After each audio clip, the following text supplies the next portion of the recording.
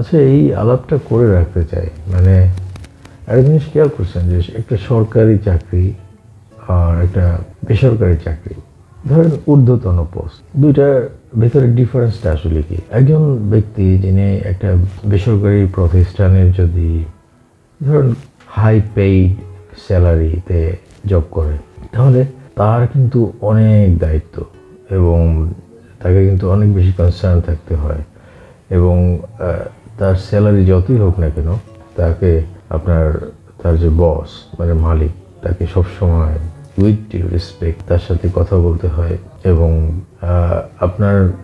আপনি যত বড়ই পোস্ট ধারণ করেন, আপনাকে যে কোনো সময় যদি কোম্পানি মনে করে যে তাদের যে প্রয়োজনে আপনাকে রেখেছে আপনি সেটা ফুলফিল করতে পারছেন না, অথবা যে এক্সপেকটেশন থেকে আপনাকে নেওয়া হয়েছে আসলে আপনি সেটার জন্য কোয়ালিফাই না, হ্যাঁ, এরকম যদি মনে করে তাহলে কিন্তু যে কোনো সময় আপনাকে বাদ দিয়ে দিতে পারে।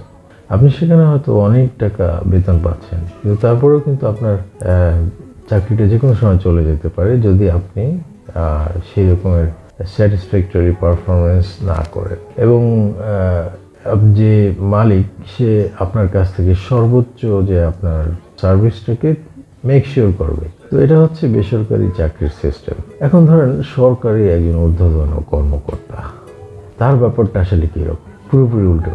অর্থাৎ আপনি যত ঊর্ধ্বতন কর্মকর্তা সরকারি, আপনার হ্যাডম তত বেশি, আপনি আপনার তত বেশি মানে আপনার শো অফ থাকবে এবং আপনার অবস্থাটা এরকম যে আপনি খুবই পাওয়ারফুল ব্যক্তি এবং আপনার কিন্তু এরকম কোনো টেনশন নাই যে আপনার একটু এদিক সেদিক হলে চাকরিটা চলে যেতে পারে এবং আপনি রীতিমতো এই পজিশনটাকে উপভোগ করেন এবং যখন সুযোগ আসে তখন আপনি এই পজিশনটার ইউজ তো করেন, মাঝে মধ্যে মিস ইউজও করে থাকেন, মানে অধিকাংশের ক্ষেত্রে একই ব্যাপার।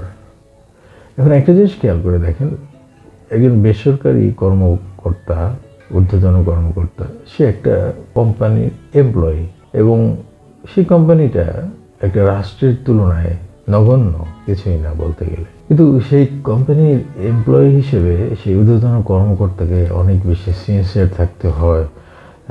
যে কোনো সময় তার চাকরিটা চলে যেতে পারে যদি সে সঠিকভাবে পারফর্ম করতে না পারে। অন দি আদার হ্যান্ড, সরকারি যে চাকরিজীবী ঊর্ধ্বতন কর্মকর্তা, তার র্যাঙ্ক যত উপর উঠতে থাকে তার পাওয়ার তত বাড়তে থাকে, সে তত বেশি ক্ষমতা প্রদর্শন করার একটা প্রবণতা তৈরি হচ্ছে। অথচ সরকারি চাকরি মানে রাষ্ট্রের দায়িত্বশীল প্রতিনিধি হওয়া, তাই না? এবং সেখানে এই দায়িত্বটা সর্বোচ্চ লেভেলের। কোম্পানির দায়িত্বের চেয়ে রাষ্ট্রের দায়িত্বটা অনেক বড়। অথচ এই বড় দায়িত্বের জায়গাতে বসে সেই জায়গাটা ম্যাক্সিমাম উপভোগ করা হয়, কিন্তু সেই জায়গার যে দায়িত্বভার সেটা সাধারণত বহন করা হয় না, অথবা মানে সিস্টেমটা যেভাবে রান করতেছে তাতে সে বাধ্য নয়। আবার তাকে যদি সে ঠিকভাবে পারফর্ম করতে না পারে হয়তো এদিক সেদিক করা হয়, কিন্তু তার চাকরি যায় না, তার পশ্চাতে পদাঘাত করে বের করে দেওয়ার কোনো সুযোগটা নাই। কিন্তু একটা জিনিস খেয়াল করে দেখেন, সরকারি চাকরির ক্ষেত্রেও কি, যেহেতু এটা সবচেয়ে গুরুত্বপূর্ণ এবং রাষ্ট্রের প্রতিনিধিত্ব করা, এই দায়িত্বটা তো সবচেয়ে বড়, একটা কোম্পানির চাকরির চেয়ে বড়, তাহলে তাদের কি এমন অবস্থা হওয়া উচিত না যে তাদেরও আপনার কনসার্ন হওয়া? এটা অবশ্যই কনসার্নের জায়গা। এখন ন্যাচারালি তারা যেন সেই কনসার্নটা হোল্ড করতে পারে এবং তারা যেন প্রপারলি পারফর্ম করতে পারে, সিস্টেম এভাবে পরিচালিত হওয়া উচিত নয়। ধরুন ব্যাপারটা কীরকম হওয়া উচিত ছিল, আমি কি বলি কীরকম হওয়া উচিত ছিল, মানে সরকারি যে কোনো পর্যায়ের কর্মকর্তা বা কর্মচারী হোক না কেন, তার সর্বপ্রথম যে জিনিসটা নিশ্চিত করা উচিত সেটা হচ্ছে গিয়ে সর্বোচ্চ সম্মান, মর্যাদা, তার এই যে ডেডিকেশন বা রাষ্ট্রের প্রতিনিধিত্ব করছে, জনগণের সার্ভিসটা করছে, তার ভিতরে এই যে জনগণের দায়িত্বভার গ্রহণ করে অক্লান্ত পরিশ্রম করছে, এই জন্য তার প্রপার রিকগনিশনটা দেওয়া দরকার। সব সময় সরকারি কর্মকর্তা বা কর্মচারীদেরকে সর্বোচ্চ সম্মানটা প্রদর্শন করা উচিত। এখন ধরেন এক জায়গায় একজন সরকারি লোক আছে, তার জন্য প্রয়োজনে জায়গা না থাকলে দাঁড়িয়ে তাকে বসতে দেওয়া উচিত। সে খাইতে না চাইলেও তাকে জোর করে আপ্যায়ন করানো উচিত, মানে ভালোবাসার এবং সম্মানের জায়গা থেকে, ঘুষ হিসাবে নয়। আবার ধরেন সরকারি কর্মকর্তা কর্মচারীদের সবসময় খোঁজ খবর নেওয়া উচিত এবং তাদের যে কোনো প্রয়োজনে পুরো রাষ্ট্রের জনগণ এগিয়ে আসা উচিত। হ্যাঁ, এটা হচ্ছে গিয়ে ফার্স্ট প্রায়োরিটি দিয়ে এটা স্ট্যাবলিশ করতে হবে এবং করা উচিত। কেন? যেহেতু সে রাষ্ট্রের দায়িত্বশীল প্রতিনিধি, রাষ্ট্রের এই হিউজ পপুলেশন, তাদের যে দায় দায়িত্ব নিয়ে সে অক্লান্ত পরিশ্রম করে যাচ্ছে, এই জন্য এই সম্মানটা প্রাপ্য, এই অবস্থানটার জন্য তার স্বীকৃতি সে প্রাপ্য এবং সর্বোচ্চ সহযোগিতা, ভালোবাসা উজাড় করে তাকে দিতে হবে। এই সর্বোচ্চ পুরস্কার এটা নিশ্চিত করতে হবে।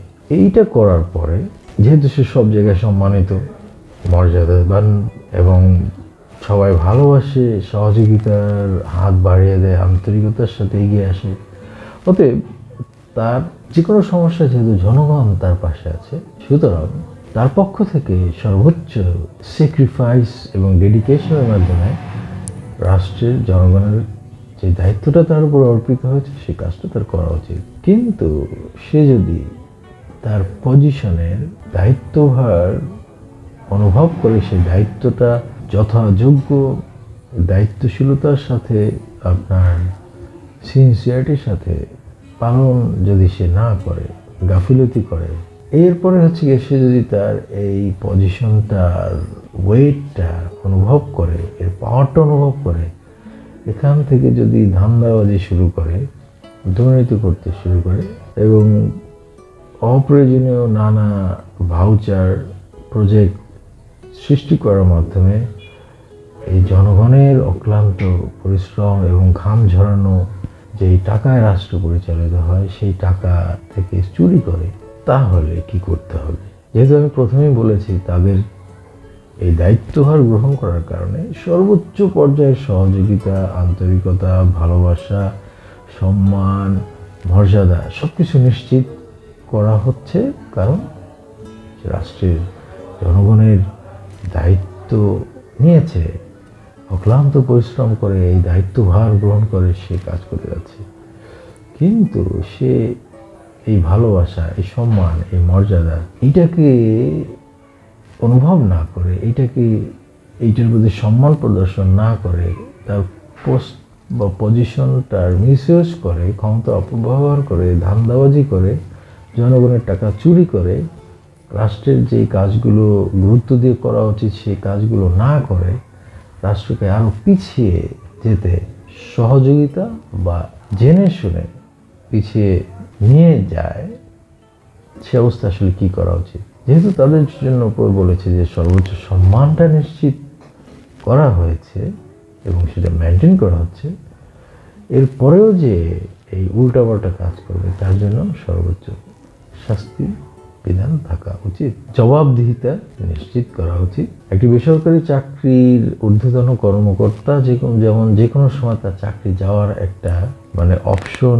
সব সময় থেকে যায়, একইভাবে রাষ্ট্রের সব পর্যায়ের কর্মকর্তা এবং কর্মচারীদের ক্ষেত্রেও যথাযথ প্রমাণ সহকারে যে কাজগুলো তাদের করা উচিত না, যে অন্যায়গুলো তাদের করা উচিত না, যে দায়িত্ব তাদের সঠিকভাবে পালন করা উচিত সেটা যদি তারা করতে ব্যর্থ হয়, রাষ্ট্রের টাকা চুরি করে, অন্যায় করে, রাষ্ট্রকে পিছিয়ে নিয়ে যায় বা নিয়ে যেতে সহযোগিতা করে, এদের শাস্তিটাও দৃষ্টান্তমূলক এবং সর্বোচ্চ হওয়া প্রয়োজন।